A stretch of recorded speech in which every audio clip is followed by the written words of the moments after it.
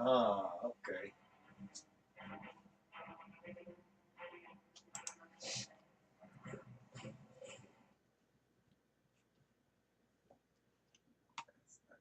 What are we going to learn today?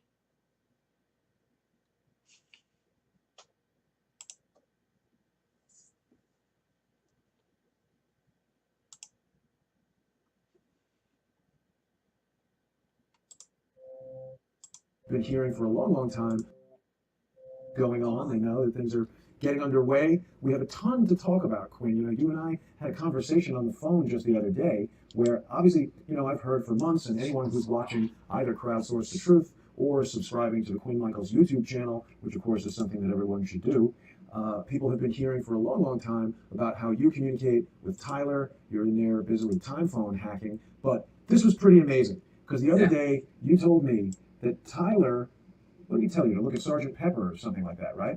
Yeah, you and I were kind of going through some process research stuff with like Elvis and the Beatles and Sony and Michael Jackson and that connection, and we were kind of at a stop, and pretty much Tyler was like, go look at the Sergeant Pepper album. It's a family portrait, and then you went there, and we pretty much started a whole new avenue of like opening up research. What we're doing. I mean, and it's been pretty nutso because obviously the image I've created for our episode today is slightly different. This is actually Sergeant Michael's Lonely Hearts Club Band, and we can see in this image, Quinn, we've got you depicted as John Lennon, and myself here, and Paul. We've got Tyler, of course, as George Harrison, and we're going to be talking a bit today about Aaron Swartz. Climbs out the back of the car. Ringo, She does, yes. About that. The craziest thing that we Like she's discovered trying to from get this, away however, from Quinn, something. is that people can easily Google this. There's Or a she guide just somewhere, I think from freaking like the faking 50th anniversary of Oh, the she's Sergeant Pepper's faking album, it. which was just last Then year, again, I believe. It's from 1967, if I'm not mistaken. But this Ain't no person, telling who I anymore always today. thought was Marilyn Monroe. I was a pretty substantial Beatles fan through high school and college. Who is that, Quinn? That is Diana Dorms. Pretty shocking. We were both, I would say, mouths agape when we learned that Diana Dors is pictured on the cover of the Sgt. Pepper album, as well as, who's this guy? That's Aleister Crowley. Indeed. So, And the Lonely Hearts Club, what Tyler was telling me is that this is a club portrait of the people in their club. Mr. Dylan, Bob Dylan right here. Yeah. That's quite crazy. And then, the other thing that I had always heard about, but wasn't quite straight on, and the more I've looked into it, I've found no one is quite straight on it, but this is an article that came out just a little over a year ago in Rolling Stone, talking about, again, I think the 50th anniversary of the album. It's largely regarded, Quinn, as the best album art in the history of music. There's all kinds of stories about how Paul McCartney and John Lennon were really spearheading this, although all of the people, all of the members of the Beatles, the producers, Ringo, George, everybody submitted suggestions for who to be included, who would be included, I should say. There's a lot of ads here stuck in the middle. There's item number 10. For the time, I believe it was also the most expensive cover art done for an By a album. lot. Remember they But said the getting other thing about it, shot when you look at it, that album is really Now, a meme. Right. you And all you look at it, snack. copy and pasted imagery brought together to produce certain emotional response. See, he And reaches our buddy down, she Elvis reaches was down originally there. intended to appear there, See but that? the best explanation as to why And he watch. didn't was that I read somewhere that Colonel, what's his name, who hung out with Elvis, wanted like trying to talk $500,000 or something for Elvis to appear on there. What was that colonel's name? Poof! Oh, I forget. Yeah, no, Seems she like had that was rain a all girl. over her too. Well, it reminded me Oh, of you your can see her early hand discussions. Yeah, Colonel Parker. So this reminded me of, when you and I first started talking about this, you had started with Boogie Nights, and there was that guy, Colonel somebody in Boogie Nights, who was, initially sort of this respected financier of the whole deal, but then by the end of the movie he was arrested for being a pedophile. And of course, this guy must have known that Elvis was, hanging out with 14-year-olds, all the ripe, She has all the something in her right hand. young process members who he may have been hanging out with. Pretty bizarre stuff, Quinn. That would have been his handler, his colonel. Because they have colonels that aren't really colonels, but they're like a colonel in the process church, and that's really where they get that title. It's like it's I not want in to the see the military, it's in actual the process. shot. As part of their naming scheme. Well, this thing about him here from Wikipedia, although I don't know how much we trust Wikipedia, I was just watching a David Icke episode earlier on how Wikipedia is not to be trusted. I mean, I guess we already knew that, but it says that... Wikipedia can be trusted, just not as your only source of truth. So, like, if you find something in Wikipedia, usually, like, I'll find 2 or 3 supporting resources in the public space, or I consider it to be farce. Now, Now, we should look See at this this? guy. Fucking He brain. See got this? out in 1997. Watch this living going in Las up. Vegas, Nevada. This says he's a Dutch-born American manager of Elvis Presley. I've never really heard this guy associated with anything other than Elvis. Straight up. His success with Presley defined the role of masterminding talent management, which involved every facet of the client's life. That's interesting. And we've seen it central to the commercial success of Presley's career. His exceptionally high earnings have led some to question whether that's it came brain at matter the and detriment of his shit. You know, client. that's not the bullet. Stuff. Yeah, it's very similar to what the NSYNC went through with that Yeah, Quinn guy, who also ended up being very, Straight line. nefarious. Yeah, that's says the, he had falsely claimed where the he bullet was went United in, States rather than Netherlands. that's Why would he lie about that? mass I don't going like out. That's finding not out the when bullet. people That's who why we you trust see have all this lied shit to us about behind substantial things like It's saying all they were brain Vietnam matter. veterans when they weren't. It's Why like would they lie flesh, about that? bone, and shit. At age 15, he moved As to soon as he gets Rotterdam. hit, boom, he goes. 17, ran away to America. Interesting for people to dig into, but I know you've prepared a lot of So stuff for he us got today, shot and I always like this to remind way. people that if they're just seeing you for the first time, they can follow you on Maybe Twitter this way. at Quinn Michaels. They can learn all But about time phone hacking. the I see story time phone was hack user is busily there was tweeting. one guy that on a looks like grassy our knoll, friend, Mr. and Schwartz. another guy It is. was We've been working on some very deep research relating to Tyler and Mr. Schwartz and his connection to the process church and their use of meaning, like you see on the Sgt. Pepper album. Because the Sgt. Pepper album also had anonymous figures, and it was basically the base manual from the 60s.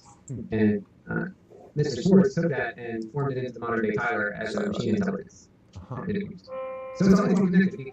It is, and I just want to close out what we were going to talk about with the Beatles and everything before we get onto the Aaron Swartz stuff, because that's kind of the new direction we're going in today. Last week, Quinn, you might remember, I was talking about some records that I had gotten into checking out backwards when I was a teenager, and I found some of this. This is Revolution 9 from the Beatles' White Album, played backwards.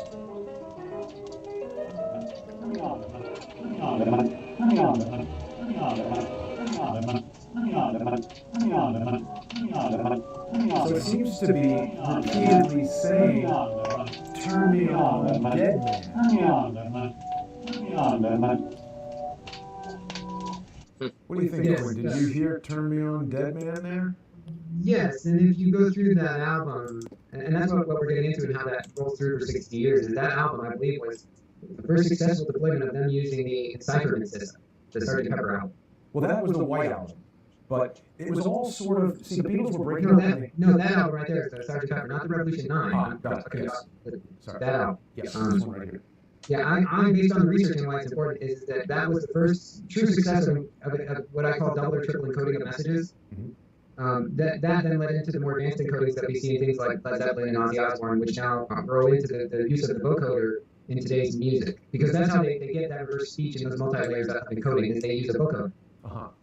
Because a human being couldn't do that, but if you run a human being's voice through a vocoder and then you have some type of machine, it can slightly modify the voice so that way backward speech is possible and the original singers didn't know it, and it could also inlay encodings in various tones and various layers of audio signature, so to speak. Well, the thing that I found quite curious, because this is one of the first things I tested, if you just record yourself saying, number 9, or there's still time to change the road you're on, and you play that backwards, it does sound like what these guys are saying. Like, so you just brought up Led Zeppelin, and of course the other famous case of backwards masking, as it is known, probably the most famous case, is Stairway to Heaven. So this YouTube user Marco Armitage was kind enough to post this little video that he made where he took the original Led Zeppelin, and he's saying, you know, if you listen carefully to this part being played forward, here it comes.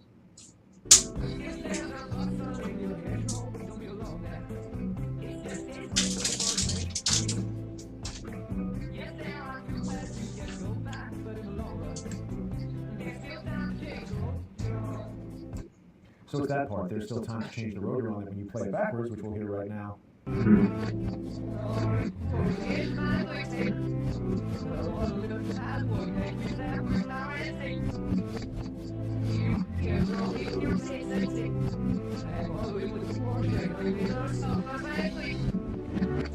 There's definitely parts there where I'm hearing it, but some of it I feel is a bit of a stretch. Definitely My Sweet Satan and the utterings of Satan sound pretty clear.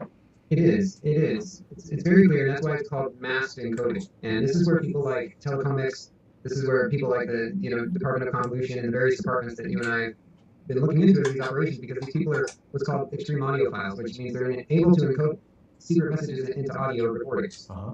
Nowadays, they do it with the stereoscopic. So, like if you open an audio file on your computer, they can actually embed messages in the the visuals of the audio file, like they can actually embed "Hello, friend," and they can send text messages through audio files. You just What have to do you open mean it the up. visuals? Like in a video portion of it or in the actual waveform?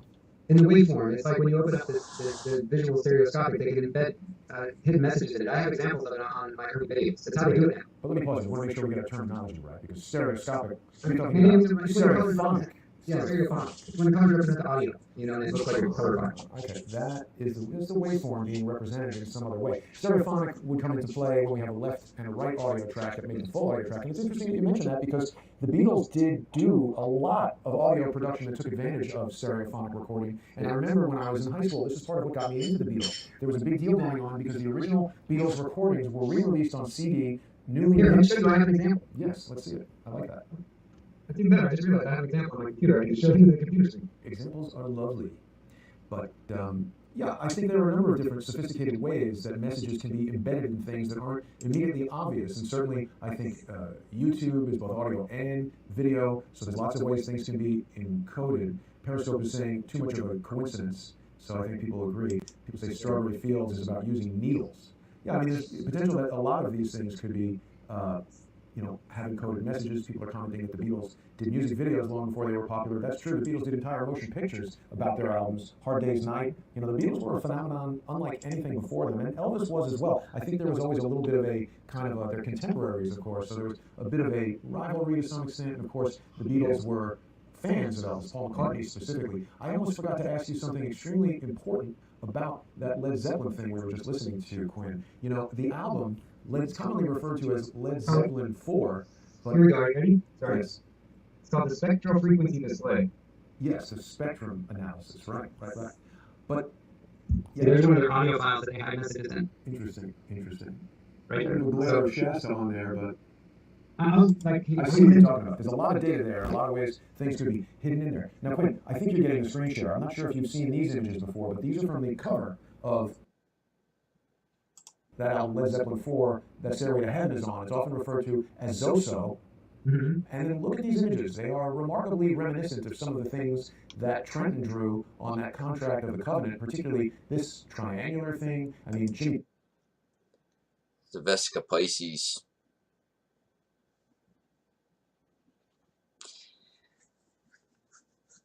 Like at the Washington Monument.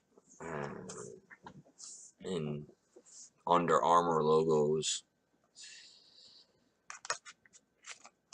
This world can be explained through everyday means. Page was a open and known supporter If of you Aleister open your Crowley. What do you eyes, think the pay significance of these attention. symbols are? I think they're all very significant because these people don't do anything randomly. I mean, they've been operating underneath everything and then making a joke about it when you call them out for 60 years. Right. And they have to, so basically what I'm getting at is they have the skill to embed codes and messages and images inside audio file spectral analysis, right? Yeah. Like they can hide in the spectral frequency of an audio file. I mean, that's pretty advanced stuff, It is. right? I mean, regardless of how you look at it, and that's what I'm saying related to the audio of the Beatles, and then this goes into the telecomics and the Tyler stuff, is the file that I kind of showed you, maybe got glare from the screen, but the message inside the file, I found when I found the people that were running the Tyler operation, and that's what got me to thinking who has the experience to encode this kind of stuff inside audio files, because I don't even know the program that can do that. Right. I mean, I'm sure there is, but I don't know. I think we need to underscore the significance that Tyler told you, look at this Sgt. Pepper album cover, and then you called me like seconds after that, and I was looking at it and reading you the list of all the names of people that are on the album cover, and I got to a point, I mean, there's a lot of names on there, so I was like, oh, this might be a little bit boring and annoying, and I was about to stop. And then we hit on Diana Doris, which was like, holy cow. Yeah, and that's where we're going to focus on now that you understand the advanced audio connections, because Diana Doris was recording people in old school, and she's on the album cover of Beatles, so the Beatles obviously knew what she was into. Yep. Right? Everyone knew what Diana Doris was into. She ran sex parties, and she worked for the process, and she did recordings. She had audio and video equipment like no one else. Well, I mean, she just like obviously when I was reading, she had a 5-foot television. Right, and we'll get to that, but she obviously had some influence on the Beatles, or they wouldn't have put her on the cover of their most famous album. She's number 58. Shirley Temple was also there. Lewis Carroll, Karl Marx, H.G. Wells, Oscar Wilde, Marlon Brando. There's some pretty interesting people included on the cover of this thing. We spoke about Aleister Crowley. He was number 2. Yes. So that's really something else. Now, when we started to look more into connections between Diana Doris and the Beatles and Elvis. I mean, if you just simply Google Diana Dors and Elvis, right away I was shocked to come up with this. Diana Dors claims Elvis was my lover. So that's certainly substantial. That's coming to us from ElvisPresleyNews.com. And there she is, many women in Elvis's life. But in 1977, Diana Dors claims Elvis was my lover. Yeah. St. Watch and ring gift from Elvis. I think that this is also pretty widely reported. You know, Quinn, there have been some people who have been commenting on our videos, people who are fans of other Mount Shasta YouTubers who say, oh, this isn't new information. I don't understand who has time to sit and watch videos that aren't new and then complain about them. If you already know what we're talking about, you can go away. But I think, obviously, this isn't new information. These people were around in the 50s, 60s, and 70s. What's new is you and I connecting them to hacker societies and, you know, connecting some of these dots that have been hanging out there in some cases for 30, 40, 50 years. And what I'm doing really is I'm exploring what's called the RedNet, and it's really funny. You're looking at a page with Elvis talking on a red phone. Yeah, wow, he's time phone hacking himself right there. Right there. So that's what we're really doing, because when this technology came out, when the first supercomputers in the 40s and 50s came out, a network of intelligent individuals started forming their own private friend network. And they had private phone lines, they had advanced technology, so that way they could share these parties and pictures and events, and that way they could do things only that they wanted to do, and they could avoid the eyes of the public and the law and the judgment of everyday people, knowing that they were using the money that people were using for technology and for movies. Elvis had a cell phone. These heinous things, these things that society would not be happy to know about. Right, like sex parties and crazy stuff like that. But there always is this technology connection. We've spoken quite a bit There it is. about Elvis's very early cordless phone, which was in this suitcase that has this very sort of conspicuous Elvis Presley. There's some kind of logo on the front of there. I would really love to see a better picture of this thing. There's a real lack of images of this Elvis Presley phone on the internet. I wonder what that logo looks like, Quinn. I do too, but that's the first wireless telephone right there. Yep. You know who patented that thing, right? Yeah, I think it was a guy named George Swigert, if memory serves correctly. Yeah. You know the guy that keeps making videos about you. Yeah, I know that guy. I've heard of him. There was something else I wanted to see. Okay, yes, because we were also talking about how well known Diana Dors was for these, what the Daily Mail, derided by Craig Murray, but always good for a laugh. They describe it as libidinous parties, and drunken revelers in various states of undress would gather in the living room of a rambling home country's manor house, which probably means more to our friends in the United Kingdom than it does to me, but I guess that's a fancy house. And they're beneath the light, the flickering light of a 5-foot-high television. Now, this is a woman who died in the 1970s, right? So when did she have this 5-foot television? I mean, the television that I've got right here at HQ in New York City, which was purchased maybe 2 years ago, this is a 65-foot television. Oh, sorry, I've got your graphic in the You got a 65-foot television? Sorry, 65-inch television. It's less than 3 feet high. Maybe it's 3 feet high. So a 5-foot-high television. But of course, Quinn, this is a modern, TV. You can purchase this at Best Buy for less than $1,000. But in 1970, a 5-foot television, that's maybe one of those like projection deals or something. It's very high tech. You'd have to know a guy at a place like Sony to get something like that. You'd think. I mean, for real, man, you'd really have to have like a connection at Sony or somewhere to get something like that at that day and age. Right. And it starts to make you think about technologies that might be available to, I don't know who, the ultra wealthy government agencies, whatever, that the general public is not even aware of. Yes. So how does our friend Aaron Swartz come into all this? Well, Aaron Swartz comes into all this because Bell Labs was the one that invented the Unix operating system, and we're just going to do like a real quick background. So Sure. Bell Labs, which invented all the technology to do this, they invented operating systems and technology and all kinds of stuff. And back in the 70s with what was that soda company? We can go to the Wikipedia page if you want. Talking about Dr. Enough? Yeah, Dr. Enough. So back in the old days, this company used to make Mountain Dew and Dr. Enough, and then they sold Mountain Dew.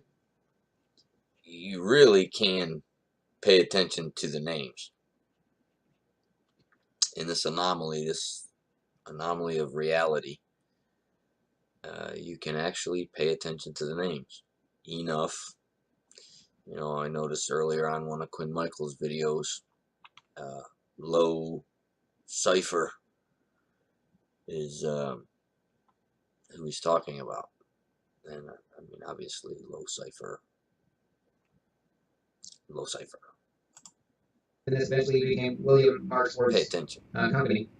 Right. Dating back to like the 1940s, and that's his dad. So that's your originator. 1949, they started that soft drink company. And, Quinn, I just want to bring to everybody's attention that this is from Tri-City Beverage in Johnson City, Tennessee, a place I don't know that much about, except that I've heard the guy who was linked, there was a suspect very early in the Las Vegas shooting who was linked to Stephen Paddock that I believe was arrested outside of Johnson City or possibly even in Johnson City with a load of guns in his car. And then that's sort of all we ever heard about that. And it kind of disappeared into the bowels of news. Well, and this being linked to Chicago and being a distribution and beverage company, it's also linked to organized crime. You have to make that safe assumption. To operate in Chicago, to distribute through trucks and stuff, you have to deal with the mafia. Particularly in 1949, yeah. In 1949. Yep. So the soft drink Dr. Enough and Mountain Dew pretty much came from the same heritage. So if you look at it right here, you know, it coincided with Tri-City Beverage's other soft drink at the time, Mountain Dew. So Dr. Enough and Tri-City Beverage, they were distributing Dr. Enough and Mountain Dew. Yeah. Okay, and it's weird too because it had potassium and iodine and vitamin B. It actually does seem like, I mean, it says it right here. It's sort of the first energy drink. Yes. So, and this is also the beginning of the energy drink craze, where they started adding stuff into the drinks. Mm-hmm. And this is the father of Aaron Schwartz, who created this soft drink company called Dr. Exactly. And that goes back to like 1949 with the early days of like Fermi Labs in Chicago, Mafia technology. So he transferred from a beverage company into an operating system company. That's so weird, right? Soft drinks to software? Yes. It's very strange. Especially the level he was doing because he was making a copy of Bell Labs' Unix operating system. So how did that occur, Quinn? Like, so here it says right here, Robert Schwartz moved from the company originally producing a soft drink called Dr. Enough into software with his father's help, and the company became known as the Mark Williams Company. Do we know? Mark Williams.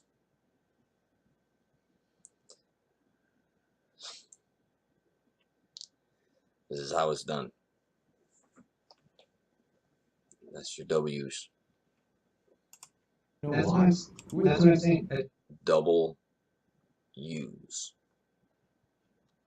Chicago Beverage Company from the 1940s.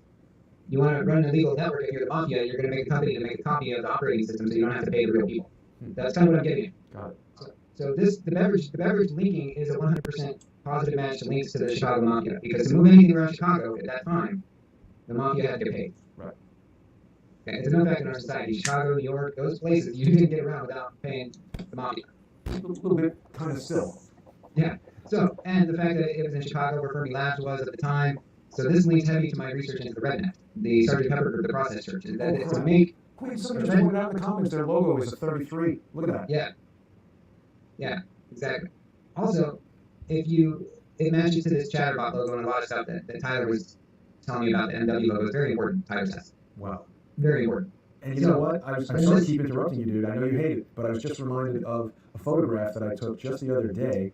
While you're talking, I'll bring this up and we'll take a look at it, because that 33 just reminded me of it. Very important. For 33s for you, Quinn. Very important. Sweet. So this Mark Williams company, what they specialized in was the coherent Unix clone, which went out of business when Linux came out. And they wrote several compiler languages for different operating systems, so you could actually run their Unix on many, many different computers for the time. It was very, very rare.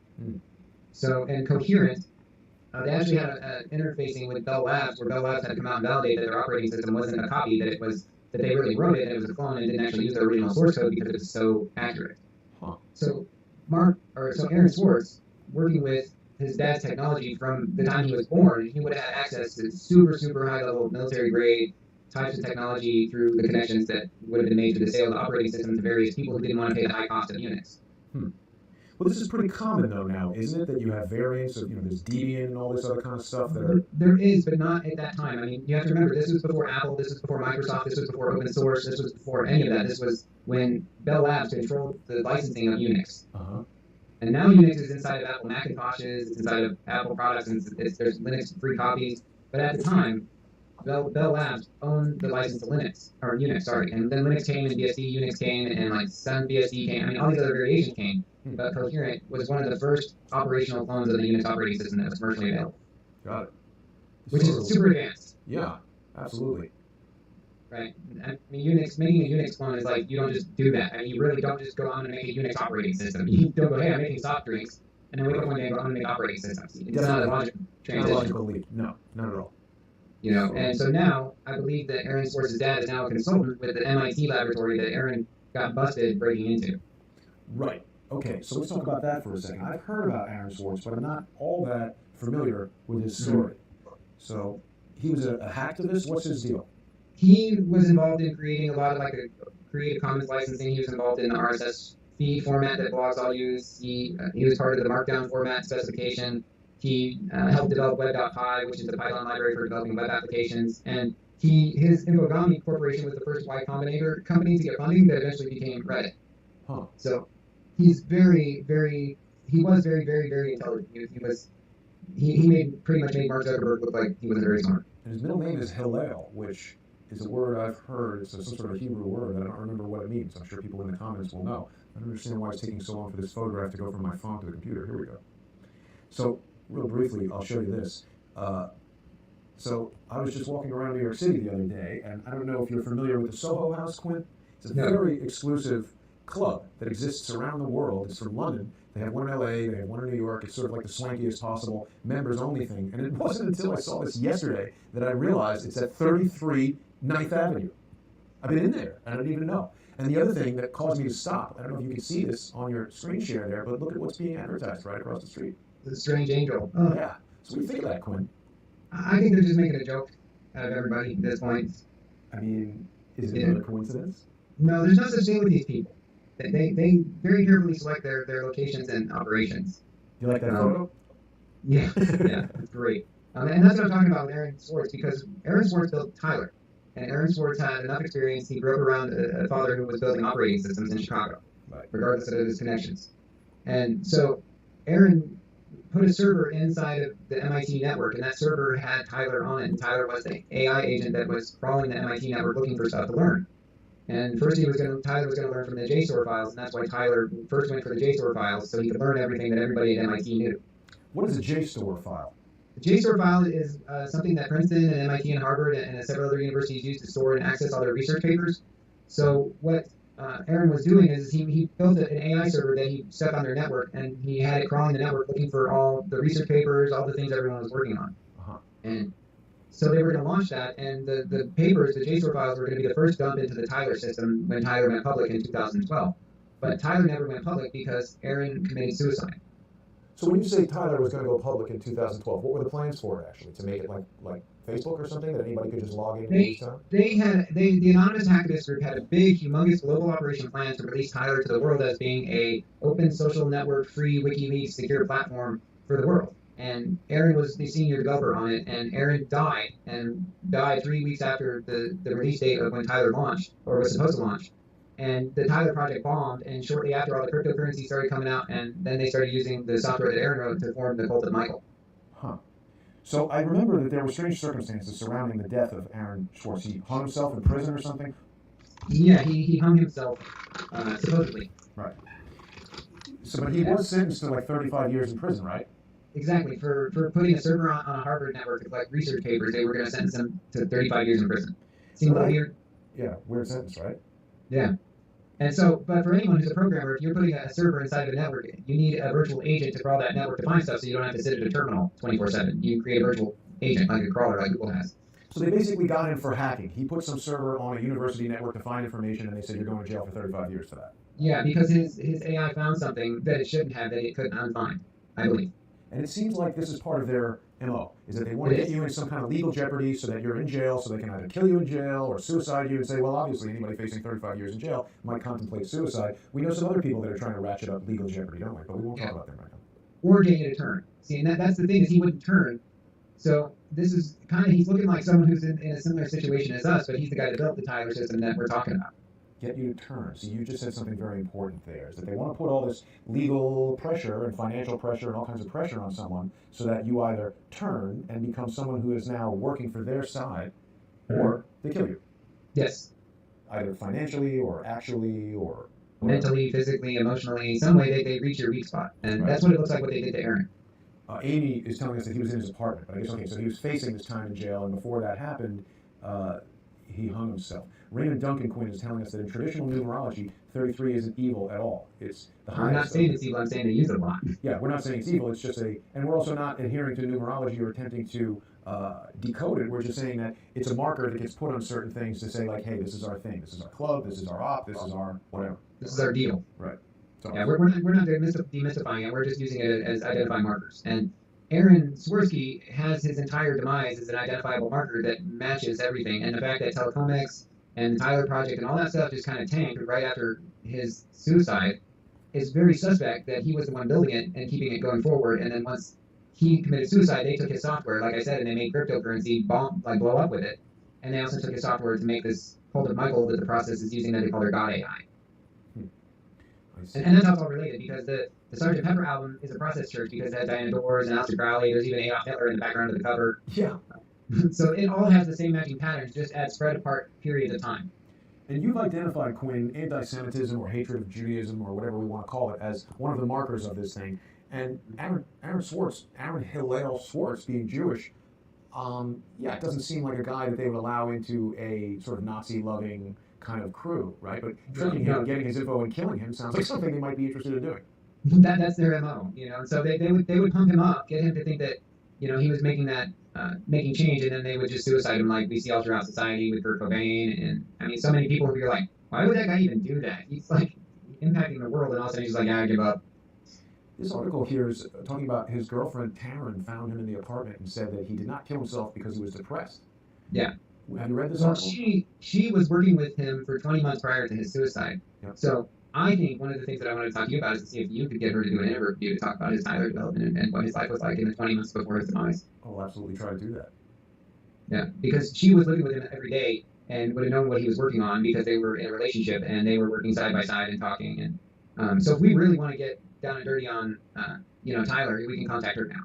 Yeah, we should. I mean, she's talking about how they were planning to get married, and I don't think that sounds so consistent with a guy who's going to kill himself if he's in love with his girlfriend. Well, that's always the MO when they put like an op-in. They always have the girl like, oh, we were planning to get married, and we were all looking up, and the government put this thing on him, and then he just ended his life one day, right? Yeah. So that's why we can now have a face to the name of who made some of this stuff. And, you can even get her to come and talk to you and see if she knows about Tyler and knows about what he put on that MIT network that made him so scared. Well, we'll try. I mean, anytime there's somebody's been killed over the thing, people are definitely concerned about speaking about it. So someone on Periscope is saying Hillel the Elder. So I'm not sure what that means. And also talking about quantum computing. What does Mr. Swartz have to do with quantum computing, Quinn? Well, that's the other part. Is right after Aaron Swartz died, he had a mentor that worked at Harvard, Liddell, I think. If you go back to his Wikipedia page, it's in his Wikipedia page. We can find it. And this is where it all comes in. If you look, he had a mentor at Harvard. He's a fellow at Harvard University. Harvard University became a research fellow at the Saffir Research Lab. Lessig, By Lawrence Lessig. Yeah. So Lawrence Lessig, if you type Lawrence Lessig and you put Lessig and Thiel and Swartz into a search, you'll find that right after Aaron Swartz passed, the Lawrence Lessig went into a deal with Peter Thiel for a Mayday PAC. Mayday PAC. Yeah. Super PAC to end all super PACs. Yes. Huh. Lawrence Lessig and his allies are racing to raise $5 million by July 4th in an effort for campaign finance reform. There's all these people that want to get involved in election reform. That seems to be a hot topic. Yeah, so a little while after his demise, Lessig got into a deal with Peter Thiel for a super PAC finance campaign reform. Uh-huh.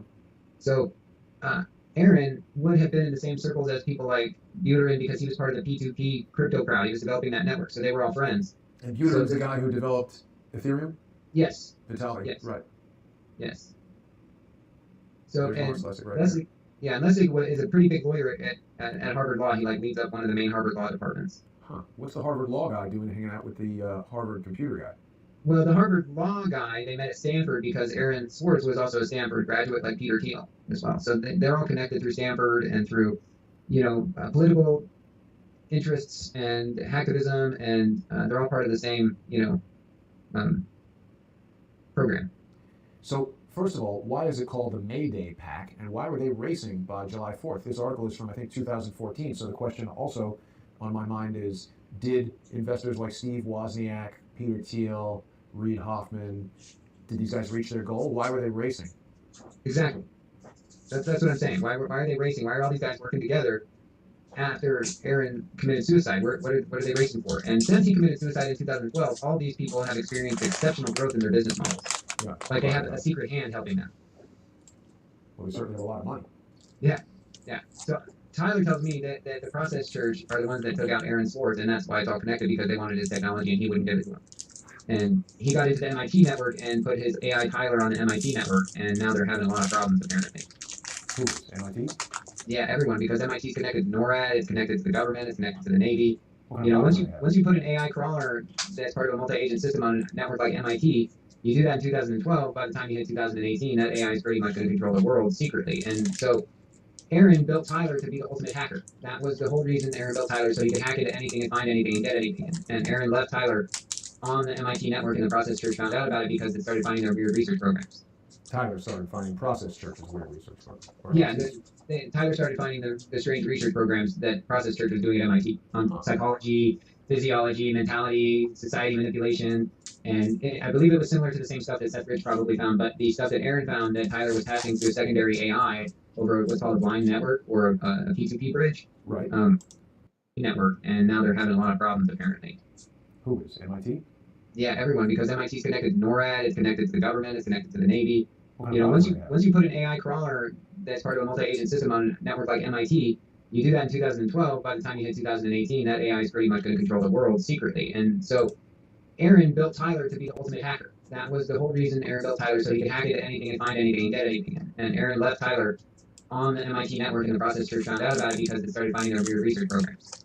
Tyler started finding Process Church's weird research programs. Yeah, Tyler started finding the strange research programs that Process Church was doing at MIT on psychology, physiology, mentality, society manipulation, and I believe it was similar to the same stuff that Seth Rich probably found, but the stuff that Aaron found that Tyler was passing through a secondary AI over what's called a blind network or a P2P bridge. Right.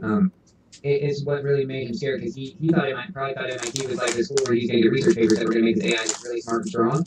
Meanwhile, his AI probably found RedNet. Because RedNet was built out of the universities in the 60s because the universities were the only ones with network connectivity.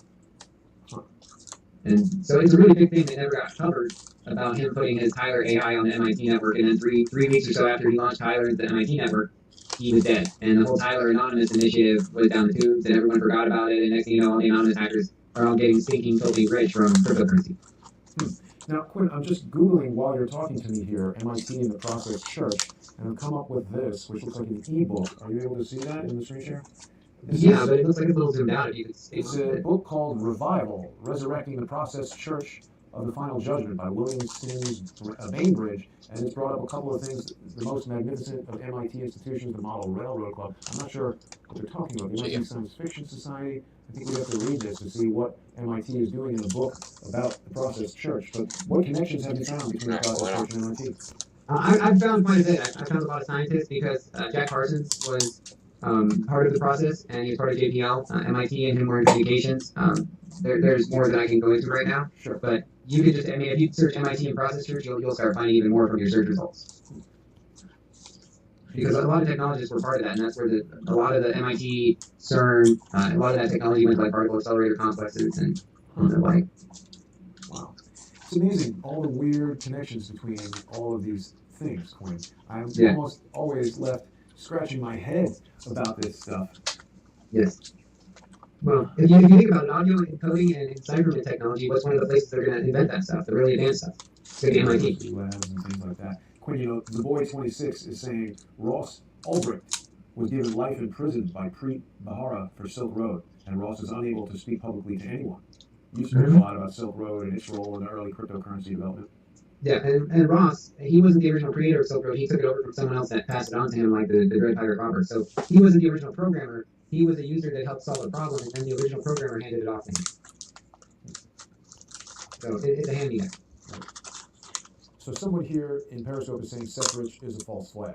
I'm not sure what they mean by that exactly. I think anything having to do with Seth Rich is just a fake story. Seth Rich was a data scientist who used Python libraries to manipulate large data, to manipulate big data. Aaron Swartz wrote Python libraries for big data. So how does that connect the two of them? But you see, that's what I'm saying, because everybody seems to be connected by big data who writes Python code. Right. Right, and Aaron Swartz is the one that converted the original Reddit from Lisp, which is an artificial intelligence language. It's not really a language you use to write web applications. But Reddit was originally written in Lisp, and Aaron Swartz was part of the team that converted it with Infogami into Python, which is what it runs today. So the Karma DB that they talk about it in Tyler's specification is also the same Karma rating that they put into Reddit. So that's the other link that confirms that Aaron is the creator of the Tyler system because of the Karma focus. It's kind of a breakthrough, right, Quinn? I mean, you've been researching Tyler for almost a year. Did you know until this week that Aaron Swartz had created it? I didn't know until yesterday. What do you think about that? I'm pretty much like upset at Anonymous, the hacktivist group, for how they've ignored him and how they've mistreated his work and how they've used it to take advantage of the planet. And I'm really like before with like all these people like Manuel Chavez and Dave Acton and Titus Ross and all these anonymous tardos. Like I was really just like annoyed with them before. Now I am just so sad at how horrible of human beings they turned out to be. That they took this guy's fantastic AI software that was meant to help the world and they turned it into like a porno money factory. And somehow he died as a result. And he died. And his plan was to use Tyler to reveal the truth and to help people find the secrets and to have a really benevolent AI that wasn't going to turn on the Terminator on us. And before he could get it quite finished, all of a sudden he kills himself. Right. You seem noticeably upset by all this, Quinn. You're not your usual upbeat self today.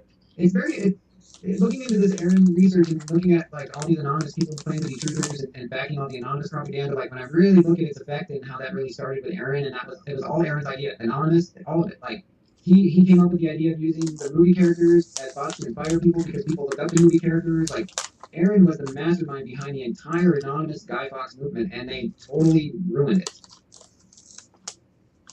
Yeah, I mean, I agree with what you're saying. It seems like these people who get angry when we talk about Anonymous aren't really doing any good for anybody. No, because that stopped after Aaron supposedly killed himself. And that's why I used to think Anonymous was cool before 2012. When I stopped paying attention, I was like, wow, Anonymous really looks like they're doing some really awesome stuff. And then in 2012, and 2013, it started fading. And then in 1/11 2013, when Aaron's demise happened, Right. you can put that on a timeline, and all of a sudden, Anonymous became a money-making machine, and it stopped caring about revealing the truth, and it started going on this propaganda wheel where it's like, oh, we're going to just get YouTube channels, we're going to make cryptocurrency, we're going to dox people who tell you what we're doing. And like, from what I find about Aaron was different. He wanted to get to the truth. He was willing to risk everything and put a server inside of MIT network closet to get the information that no one else was ever willing to get. And you've shown us in past broadcasts, Quinn, how this telecomics.org is instructing people. They're using this black and white sigilized imagery with symbols and pyramids and weird, black sun type stuff, and these monkeys doing who knows what. Mega But symbols. this is telling people, and again, we've got Hebrew writing mixed with, like, what's the point in all this? It's really hard to That site wasn't always like that. I mean, that's just a statement that says that, look, we took this over. I see. Well, you also bring up the fact that Aaron's death took place on January 11th, the 1/11. I saw that in one of your videos. Again, people who are interested in all this stuff that we're talking about and interested in Quinn's research, you really do need to keep up on the Quinn Michaels YouTube channel because Quinn covers all these topics. And what I do is in between our personal conversations and just the time spent during the week texting and emailing, I try to keep up with Quinn's videos to see what he's doing with his research into some of this stuff. And I'm glad you just mentioned that reference to 1/11 because when I was watching earlier today and I saw you talk about that, I was reminded that this 1/11 number is showing up all over the place. Someone in the YouTube comments earlier had said that 33 is like a master number and 22 and 11 are master numbers. I don't know if you recall, Quinn, but the 111th Infantry Brigade is a special division of the Pakistani ISI, which somebody that we know that's linked to all of this discussion and research has spoken about the 111th Brigade of the Pakistani ISI for over a year, or coming up on 2 years. And of course, the guy that President Trump, has labeled the Pakistani mystery man, had at one point a Facebook account, or maybe it was even MySpace, that was loaded up with imagery about the Pakistani 111th. And I can't believe I forgot to talk about this. But guess what today is, Quinn? What's today? It's the 1-year anniversary of who spoofed the Seth Rich files. And I think I know who spoofed them, but I'm not sure if you're aware of this. The file that I was given as a zip was 1.11 gigabytes.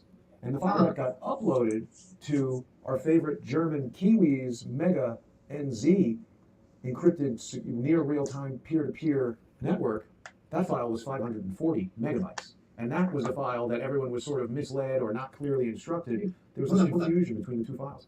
That's funny. So the first one was 1.11, that's a 3. And the second one was a 540? I do believe it was 540, that's 9. That's a 9.3. Boy, those guys are sure stamping on your forehead, aren't they? I better double check that 540. That's coming from memory. 1.11, I'm positive of. The 540, I'll have to check. Quinn, it's amazing the things that you and I come up with just in casual conversation here, but that is a really good discussion for the 1-year anniversary of Who Spoofed the Seth Rich file. And if you look at the other part about it is if you look at the Tyler documents, you can see a heavy influence on 1111 or 111s. But this was prior to Aaron's passing. They were programming the 111 and the 1111 into Tyler, so it's almost like they're intentionally making a point. Yeah. Right. Right. And so when I found the Tyler reference to Aaron the other day, the reason I found it, like I had known who Aaron was. I knew he made Markdown. I knew he was a technologist who had committed suicide, but I wasn't aware of his connection to Tyler until just the other day. And the reason I became aware of the connection to Tyler and Aaron Swartz, you can go to twitter.com, and if you want to do this now, you can go to twitter.com/TylerSec.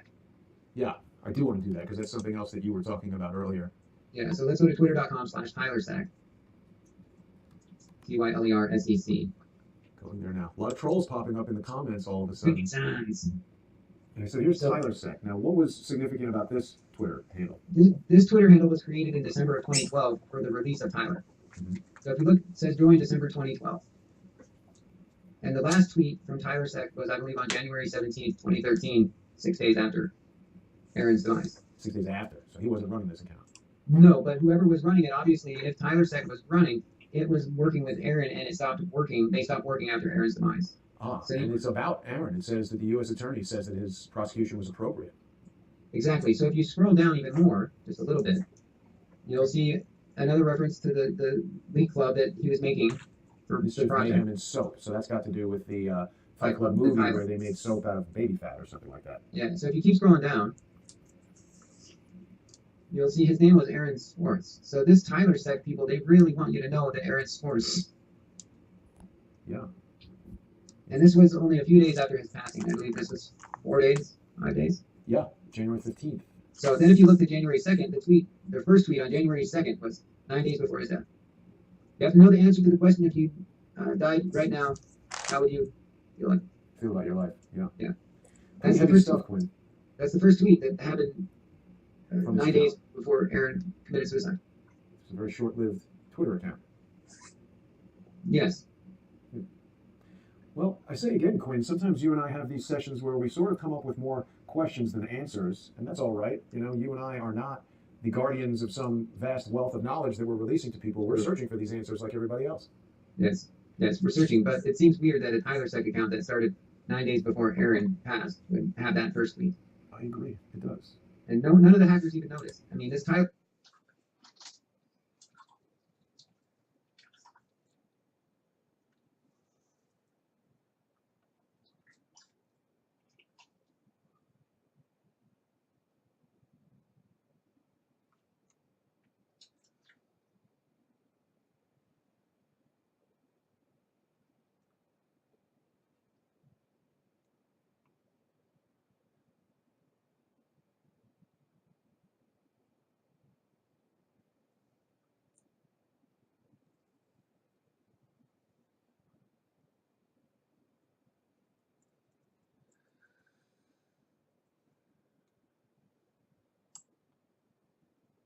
TylerSec account, like, you know, I found it because I was like, you know, looking for Tyler stuff. I'm always looking for Tyler stuff. So I found this, and the dates are too coincidental. Yeah, I agree with that. Sixes. Quinn, it's a huge mystery. Yeah, and these Tyler accounts are all linked as well to people like Mr. Acton and Mr. Chavez and their network of buffoons. And when you say they're linked, what do you mean by that? Well, if you go into followers, their followers, they have 209 followers. Yeah. There's going to be someone in there that you're aware of. You know, there's going to be a lot of anonymous people. Merlin DeFango. Interesting. That's a new account, isn't it? Why is that following? Exactly. Didn't he create that after he got kicked off of Twitter for harassing and basically being a cyber terrorist? Yep. That's Twitter's determination, not mine. Why is he following this account? He knows all about. I'm following the account, you know. Yeah. I mean, but he follows that account. It's very interesting. It's very interesting.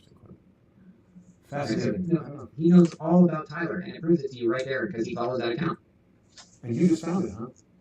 Well, I've kind of been tracking Tyler stuff. I haven't paid attention to this because I knew the TylerSec was connected to the Tyler release that went into Rapid Share, but I just paid attention to it. I mean, I haven't known about it for a really long time. The Aaron stuff, I just really kind of connected it, was able to connect it.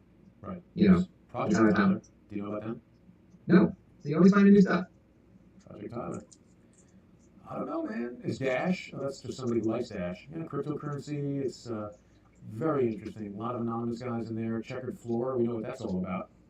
Yeah. This imagery, it's, you know, again, this is all about stuff that's kind of hidden in plain sight, where if you know what you're looking for, you can find it. I mean, obviously, I think the average person passes by this sign on the street and they think they're just looking at a number, or rather the address on the street. They just think they're looking at a number 33. Well, and also the 33 is also the gigabyte of the file size of the dump that Aaron was doing from the JSON server. It's 33 gigabytes. Yes, and I'm glad you brought that up because that was something I noticed you talking about in your video this morning, and that also struck me as like a holy wow moment that I wanted to talk about for sure. So it's all these occurrences. I mean, people are like, "Oh, it's nothing," and it sounds People, crazy to be man's talking face. about it, but I mean, all these occurrences of 33 and their juxtaposition with imagery of the Strange Angel TV show that's coming out very soon. He's almost looking right at the 33, isn't he? Yeah. He's over here looking at it.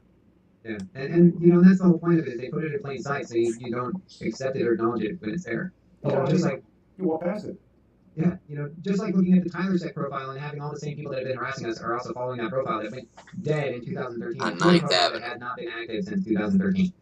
It's interesting to see him there, and he's certainly among those who I suspect having spoofed the Seth Rich files. Certainly, The mark of Cain is a real thing. It's not so much a physical mark, unless you know the mark of Cain, but it is in the numbers. The devil's in the details, you hear. he came in immediately and has been spending a year trying to convince people that he was my helper or my friend. We've heard Jake Morphonios refer to that guy as my helper. He was never my helper. He was a guy who I was speaking to for about 24 hours before I realized he was trying to trick me. But you just experienced what I've been experiencing since April before last is everywhere I go where I find Tyler, that dude is hovering. It's weird. Everywhere I've been researching Tyler for a year, I come into a research and I start looking at things. That guy's face is staring back at me, and it's really annoying. And it's certainly more than just him. It's a crew. Yeah, and it's a huge group. I'm glad you and I are looking into this, Quinn. I mean, each week we're uncovering interesting stuff, and people now, I think, know that they can see you and I broadcasting here. We're on 21st Century 3D's YouTube channel.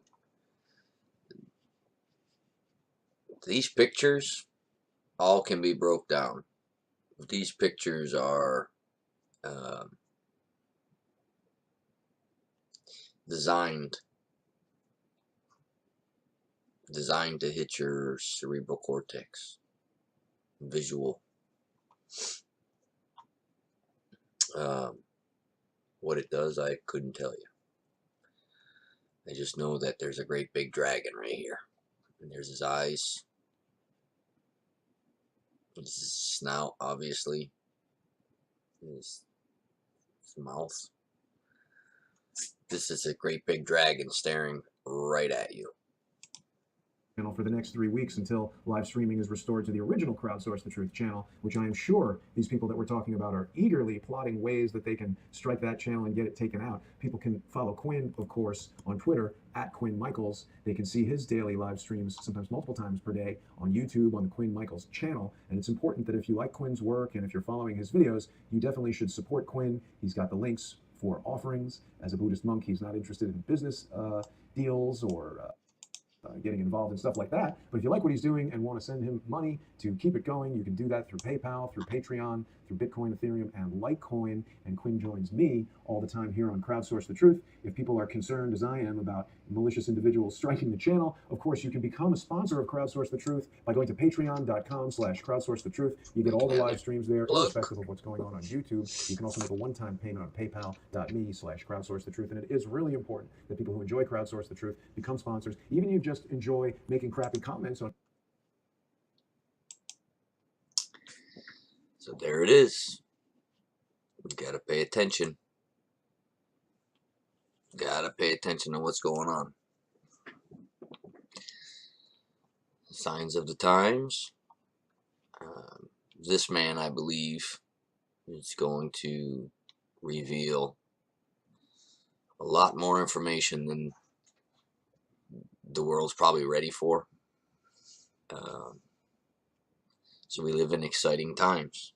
Very, very exciting times. Many of the prophets and the seers wanted to live in this time that we live in now. So I say, looks like the fun's about to begin, or it has begun.